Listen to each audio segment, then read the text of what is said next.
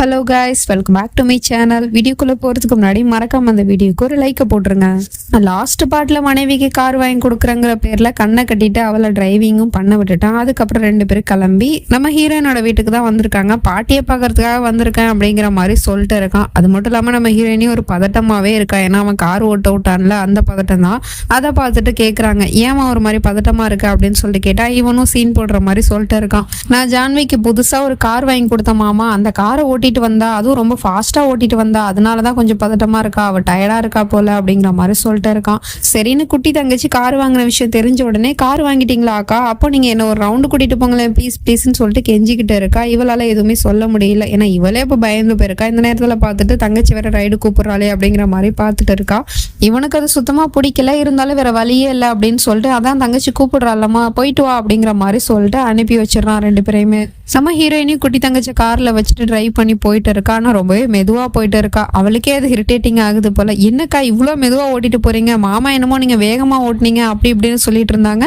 இப்ப பார்த்தா இவ்வளோ மெதுவா ஓட்டிட்டு இருக்கீங்களே, ப்ளீஸ்க்கா வேகமா ஓட்டிட்டு போங்க அப்படிங்கிற மாதிரி சொல்லிட்டு இருக்கா. ஏன் குஷி வேகமா போகணும், மெதுவா தான் போகணும் அப்படிங்கிற மாதிரி சொல்லிட்டு அப்படியே ஓட்டிட்டு போயிட்டு இருக்கா. பக்கத்துல ஒரு சைக்கிள் கிராஸ் ஆகி போகுது. ஆனா இவ இந்த பக்கம் ஓரமா போயிட்டே பிரேக் போட்டுட்டு இருக்கா. ஏன்க்கா இப்ப பிரேக் போட்டீங்க, சைக்கிள் அந்த பக்கமா தானே போகுது, எதுக்கு நீங்க இங்கேயே பிரேக் போட்டீங்க அப்படிங்கிற மாதிரி கேட்டதும் இவளுக்கு என்ன சொல்றதுனே தெரியல. இவ ரொம்பவே நர்வஸா இருக்கா. ஏன்னா பக்கத்துல தங்கச்சி வச்சுக்கிட்டு கார் ஓட்டு அப்படின்னா எப்படி ஓட்ட முடியும். அதனால இப்ப இவ என்ன ஐடியா பண்றானா, இப்ப என்னம்மா உனக்கு ஃபாஸ்டா தானே ஓட்டணும், ஃபாஸ்டா நீ கார்ல போகணும் அப்படின்னு தானே ஆசைப்பட்ட, நீ சொன்ன மாதிரியே நான் ஃபாஸ்டா ஓட்டிட்டு போறேன், ஆனா அதுக்கு ஒரு கண்டிஷன், நீ கண்ணை மூடிட்டு வந்தா மட்டும் தான் நான் ஃபாஸ்டா காரை ஓட்டிட்டு போவேன் அப்படிங்கிற மாதிரி சொன்னதும் ஏங்கா அப்படின்னு சொல்லிட்டு கேட்கிறா. ஆமாம்மா, நான் ரொம்ப ஃபாஸ்டா ஓட்டிட்டு போகும்போது ஏதாவது எதிர்த்தாப்புல கார் பைக்குன்னு வரும், அதை பார்த்துட்டு நீ பயந்துருவல்ல, அதுக்காக தாம்மா சொல்றேன் அப்படிங்கிற மாதிரி சொன்னதும் அவளும் கண்ணை மூடிக்கிறா. சரி, உண்மையிலே நம்ம ஹீரோயினி அவ்வளோ ஃபாஸ்ட்டாவா காரை ஓட்ட போறா அப்படின்னு சொல்லிட்டு பார்த்தா வெறும் சும்மா காரை ஸ்டார்ட் பண்ணி மட்டும் வச்சுக்கிட்டு, நான் ரைட்ல போறேன், லெஃப்ட்ல போறேன், வேகமா போறேன், நான் 40ல போறேன், 60ல போறேன், 80ல போறேன் அப்படிங்கிற மாதிரிலாம் சொல்லிட்டு இருக்கா. அப்படியாக்கா அப்படிங்கிற மாதிரி அவளுமே சந்தோஷப்பட்டு சிரிச்சுக்கிட்டே கார்ல கண்ணை மூடிட்டு வந்துட்டு இருக்கா. ஆமா தங்கச்சி, பார்த்து பத்திரமா பிடிச்சிக்கோ, இல்லைன்னா கீழே விழுந்துருவேன் அப்படிங்கிற மாதிரிலாம் இவளும் சும்மா ஆக்டிங்கை போட்டு நடிச்சுக்கிட்டு இருக்கா. அதையும் தங்கச்சி கறி நம்பதான் செய்யறா. ஏன்னா அவ சின்ன பொண்ணு, அதனால அக்கா பொய் சொல்றா அப்படிங்கிறது கூட இவளுக்கு தெரியல. அது மட்டும் இல்லாம நம்ம ஹீரோயினுமே இப்ப தங்கச்சியோட பாதுகாப்பு நினைச்சுதான் இப்படிலாம் சொல்லிட்டு இருந்தா. ஏன்னா இப்ப கார்ல தங்கச்சியை கூட்டிட்டு போறதே அவளுக்கு ரொம்ப பயமா தான் இருக்கு. ஏதாவது ஒன்று ஆச்சு அப்படின்னா நம்ம உயிர் போனா பரவாயில்ல, நம்ம தங்கச்சி உயிருக்கு ஏதாவது ஒன்று ஆபத்து வந்துச்சுன்னா என்ன பண்றது அப்படின்னு சொல்லிட்டு தான் இப்படி எல்லாம் வந்து பண்ணிட்டு இருக்கா. அப்படி இவ பண்ண டிராமால தங்கச்சி ரொம்பவே சந்தோஷமாவும் இருக்கா, அவ சிரிக்கவும் செய்யறா. அவளோட சந்தோஷத்தை பார்த்துட்டு நம்ம ஜான்வியுமே ரொம்ப அதிகமா சிரிச்சுட்டு இருக்கா. எனக்கு தெரிஞ்சு இந்த டிராமால இன்னைக்கு தான் இவ ரொம்ப சந்தோஷமா சிரிச்சு நான் பார்த்திருக்கேன் அப்படிங்கிற மாதிரிதான் இருக்கு. இது அவளுமே மனசுக்குள்ள சொல்றா.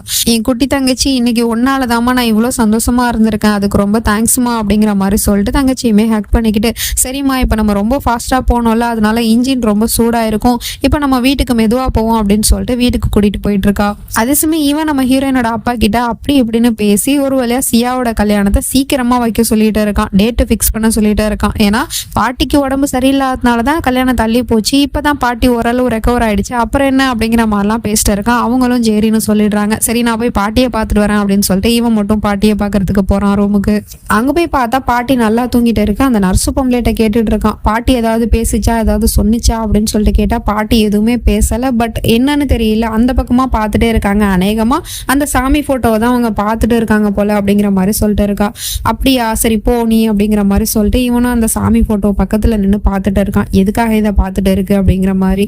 அப்ப பாட்டியும் கரெக்டா முழிச்சிடுது. பாட்டியை பார்த்துட்டு, பாட்டி நீ முழிச்சிட்டியா, சரி சரி நீ இங்க இருந்து போ, நான் பாட்டி கிட்ட கொஞ்சம் தனியா பேசணும் அப்படின்னு சொல்லிட்டு பாட்டி கிட்ட போய் உட்காந்துக்கிட்டு, ஹலோ பாட்டி எப்படி இருக்கீங்க, நல்லா இருக்கீங்களா, உங்களை பாக்குறதுக்காக தான் நான் இவ்வளவு தூரம் வந்திருக்கேன், இப்ப நீங்க கொஞ்சம் ரெக்கவர் ஆயிட்டீங்க போல, ஆனா கியூரா ரெக்கவர் ஆக முடியாது, கொஞ்சம் நாள் ஆகும், ஏன்னா அதுவும் என் கையில தான் இருக்கு அப்படிங்கிற மாதிரி சொல்லிட்டு இருக்கான். சரி சரி இப்ப நான் வளவலன்னு பேச விரும்பல, அந்த ஃபைல் எங்க இருக்குன்னு கொஞ்சம் சொல்லிடு கிளவி அப்படிங்கிற மாதிரி கேட்டுட்டு இருக்கான். பாட்டியால தான் எதுவுமே பேச முடியல இல்லையா, அதனால கையில வந்து சாமி சிலை வேற வச்சிருக்கு போல, அதை பிடிச்சிட்டு இருக்கு. அதை இவன் பார்த்துட்டு, என்னது இது சாமி சிலையை கையில வச்சிருக்க, ஓ இவரு தான் உன்னை இந்த விராஜ் கிட்ட இருந்து காப்பாத்தினாரு அப்படிங்கிற நன்றி கடனுக்காக கையில வச்சிட்டு இருக்கியா பாட்டி, இவரெல்லாம் நீ கையில வச்சிருக்க கூடாது, அவர் எங்க இருக்கணுமோ அங்கதான் இருக்கணும் அப்படின்னு சொல்லிட்டு அந்த சிலையை புடுங்கிட்டு போய் அங்க இருக்கிற சாமி போட்டோ பக்கத்துல கொண்டு போய் வச்சுட்டு இருக்கான். பாட்டியுமே பயந்து போய் பார்த்துட்டு இருக்க அவனை. அப்புறம் அந்த பக்கமாவும் பாக்குது, எங்க பாக்குது அப்படிங்கிறது நமக்கு தெரியல. ஆனா இவன் ஒரு விஷயத்தை கவனிச்சிடுறான்.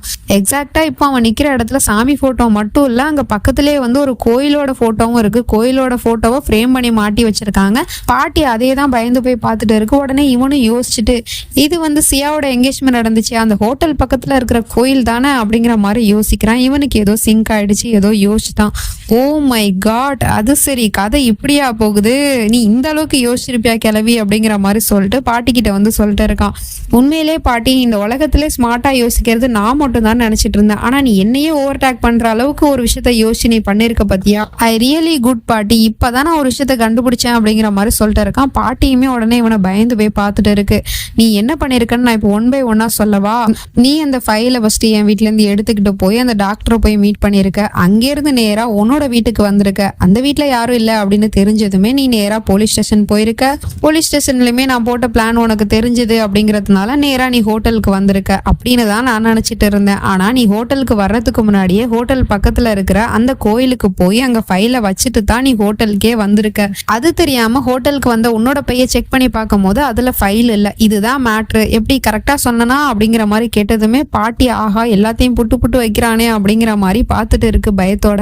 இதுக்கப்புறம் அந்த ஃபைலை பத்தி கேட்டு உன்னை நான் தொந்தரவு பண்ண மாட்டேன் கேள்வி, ஏன்னா இப்ப அந்த ஃபைல் எங்க இருக்கு அப்படிங்கறத நான் கண்டுபிடிச்சிட்டேனே. இதுக்கப்புறம் உன்னோட உதவி எனக்கு தேவையில்ல, அதனால நீ நிம்மதியா ரெஸ்ட் எடு அப்படிங்கிற மாதிரி சொல்லிட்டு இவன் உடனே அந்த போலீஸ்காரனுக்கு ஃபோன் பண்ணி அந்த ஹோட்டல் பக்கத்துல இருக்கிற கோயிலுக்கு நீ வந்துடு, நானும் அங்க வந்துடுறேன் அப்படிங்கிற மாதிரி சொல்லிட்டு இவன் கிளம்பிடுறான். வெளியே வந்தா நம்ம ஜானியுமே டிரைவ் பண்ணிட்டு வந்துட்டா போல. அவளை கூட்டிட்டு போகாம இனி இங்கே இருமா, நீ அப்பா கூட அப்புறமா வா, நான் இப்போ ஒரு முக்கியமான வேலை விஷயமா வெளியே போறேன் அப்படிங்கிற மாதிரி சொல்லிட்டு கார் சாவியை வாங்கிட்டு இவன் மட்டும் போயிட்டு இருக்கான். நேரா கிளம்பி அந்த கோயிலுக்கும் வந்துட்டான். போலீஸ்காரனும் அங்கதான் வந்து நிக்கிறான். ஆனா இவங்க எல்லாருக்கும் முன்னாடி அந்த வேலைக்காரவங்க வந்துட்டு இருக்காங்க. அவங்க நேரா அந்த கோயிலுக்குள்ளதான் போயிட்டு இருக்காங்க. அது தெரியாம இவனும் பின்னாடியே தொடர்ந்து போயிட்டு இருக்கான். அந்த ஃபைல் அப்ப எங்கதான் இருக்கு அப்படிங்கிற மாதிரி மொத்த போலீஸும் தேடிட்டு இருக்கு. இவனும் உள்ள போயிடுறான். அங்க போய் பார்த்தா பூஜை நடந்துட்டு இருக்க போல. அதுல ஒரு ஆளா அந்த வேலைக்கார பொம்பளையும் நின்று சாமி கும்பிட்டு இருக்காங்க. இவன் வந்து இவனுக்கு தான் சாமிக்கு இவனுக்கு ரொம்ப தூரம் ஆச்சு, அதனால இவன் தூரத்துல இருந்து பாத்துக்கிட்டு இருக்கான். அந்த பூஜை எப்படா முடியும், உள்ள போய் நம்ம சர்ச் பண்ணலாம் அப்படிங்கிற மாதிரி பாத்துட்டு இருக்கான். அதுக்குள்ள அங்க இருக்கிறவங்க மைக் ஒர்க் ஆக மாட்டேங்குதுப்பா, யாராவது போய் மோட்டர் ரூம்ல போய் பாருங்க அப்படிங்கிற மாதிரி சொன்னதும் அந்த இடத்துக்கு அந்த வேலையை பார்க்கறதுக்காக அந்த வேலைக்காரவங்க அங்க இருந்து போயிடுறாங்க.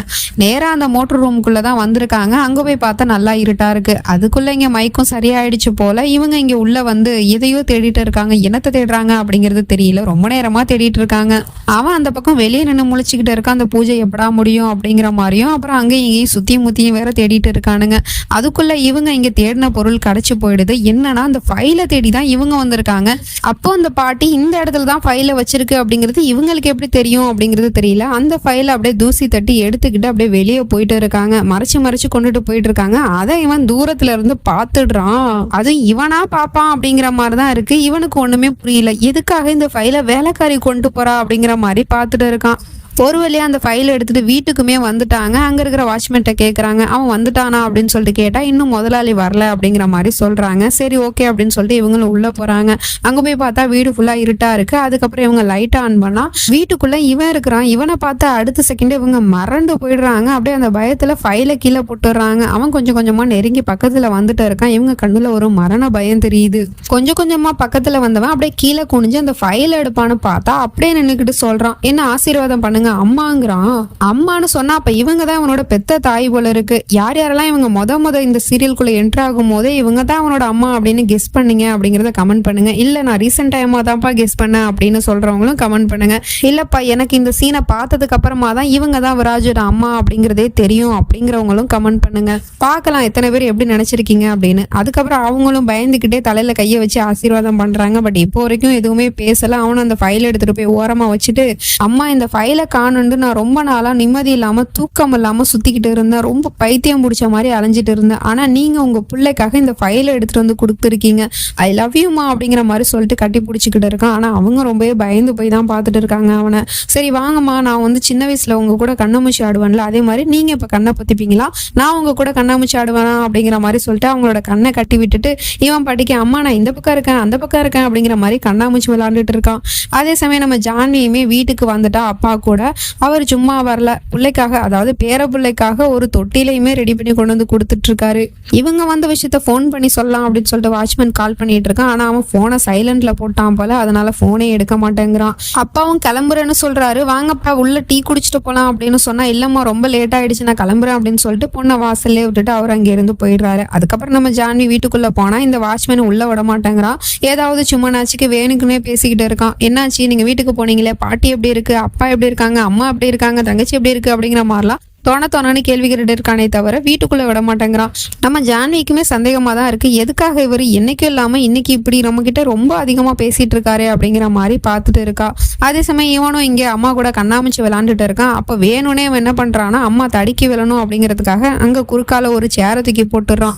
அதுல அவங்க கால் தடுக்கி விட்டு கீழே விழ போறாங்க. அதுக்குள்ள இவன் பிடிச்சிடுறான். என்னம்மாச்சு உங்களுக்கு காலில் அடிபட்டுருச்சா, வாங்கம்மா நான் உங்களுக்கு அமுக்கி விடுறேன் அப்படின்னு சொல்லிட்டு காலெல்லாம் பிடிச்சி விட்டுட்டு இருக்கான். இவன் உண்மையிலே அம்மா கிட்ட மட்டும் நல்ல விதமா நடந்துக்கிறானோ அப்படிங்கிற மாதிரி தான் இருக்கு. அப்புறமா அம்மா நீங்க எனக்காக மசாஜ் பண்ணி விடுங்களேன், மசாஜ் பண்ணி விட்டு ரொம்ப நாள் ஆச்சு, ரொம்ப வருஷம் ஆயிடுச்சுமா அப்படின்னு சொல்லிட்டு எண்ணெயை சூடு கட்டி கொண்டு வந்து கொடுக்குறான். அது நல்லா பயங்கரமா கொதிக்குது.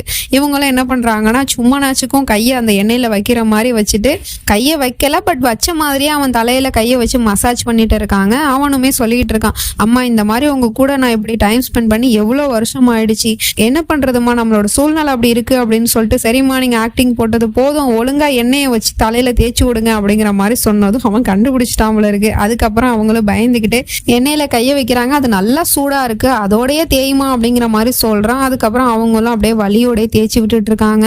என்னம்மா நான் பட்டிக்கே அவங்க கிட்ட பேசிட்டு இருக்கேன், எதுவுமே பேச மாட்டீங்களே, வாயை திறந்து பேசுங்கம்மா அப்படின்னு சொல்லிட்டு இவன் பட்டிக்கே பைத்தியம் மாதிரி கத்திட்டு இருக்கான். அப்பதான் அவங்க வாயை திறந்து விராஜ் அப்படின்னு சொல்லிட்டு கூப்பிடுறாங்க. ஆக்சுவலி இவங்க ஊமையும் இல்லை போல இருக்கு. அப்ப இவங்களுக்கு வாய் பேச முடியும், பட் ஊமையா இவன் தான் நடிக்க வச்சிருக்கானோ அப்படிங்கிற மாதிரிதான் இருக்கு. அவனும் சொல்றான், சூப்பர்மா உங்களோட இந்த குரலை கேட்டதுக்கு அப்புறமா தான் எனக்கு ரொம்ப சந்தோஷமா இருக்கு அப்படிங்கிற மாதிரி சொல்லிட்டு அவங்களை அப்படியே கட்டி பிடிச்சிட்டு இருக்கான். அதே சமயம் நம்ம ஜான்வியுமே இந்த வாட்ச்மேனை கட் பண்ணி விட்டுட்டு, என்ன நீங்க ரொம்ப நேரமா அதிகமா பேசிட்டு இருக்கீங்க, நான் வீட்டுக்குள்ள போகணும், ரொம்ப லேட் ஆயிடுச்சு அப்படின்னு சொல்லிட்டு வீட்டுக்குள்ள போயிட்டு இருக்கா. அப்ப அவளோட செப்பல்ல சேர் பட்டுருச்சு. இந்த சேரோடய இப்ப நம்ம வீட்டுக்குள்ள போனோம் அப்படின்னா கண்டிப்பா விராஜ்க்கு கோவம் வரும் அப்படின்னு சொல்லிட்டு அவ உட்காந்து அந்த சேரை வந்து கிளீன் பண்ணிட்டு உட்காந்துருக்கா. அதுக்குள்ள இவனும் இங்க அம்மா பார்த்து கேட்டுட்டு இருக்கான், அம்மா எனக்கு ஒரு விஷயம் புரியல, நான் சொன்னேன்னு நீங்க ஊமையா நடிச்சீங்க, ஆனா உங்களுக்கு இந்த புள்ள மேல எதுக்காக நம்பிக்கை வரல, ஏன் நம்பிக்கை வரல அப்படின்னு சொல்லிட்டு கேட்டுட்டு இருக்கான். அவங்களும் எதுவுமே சொல்லாம அமைதியாவே இருக்காங்க. வாயை திறந்து பதில் சொல்லுங்க, எதுக்காக உங்க புள்ள மேல உங்களுக்கு நம்பிக்கை வரல அப்படின்னு சொல்லிட்டு கேட்கிறான். என்ன சொல்றேன், உன் மேல நம்பிக்கை வர அளவுக்கு நீ ரொம்ப நல்லவனா அப்படிங்கிற மாதிரி கேட்டு போடுறாங்க. இதை கேட்டதுமே அவன் பயங்கரமா கோவத்தோட பார்த்துக்கிட்டு இருக்கான் அம்மாவை. இதுக்கப்புறம் என்ன நடக்க போகுது அப்படிங்கிறதெல்லாம் நம்ம நெக்ஸ்ட் பார்ட்ல பார்த்து தெரிஞ்சுப்போம். அது வரைக்கும் பை ஃப்ரெண்ட்ஸ்.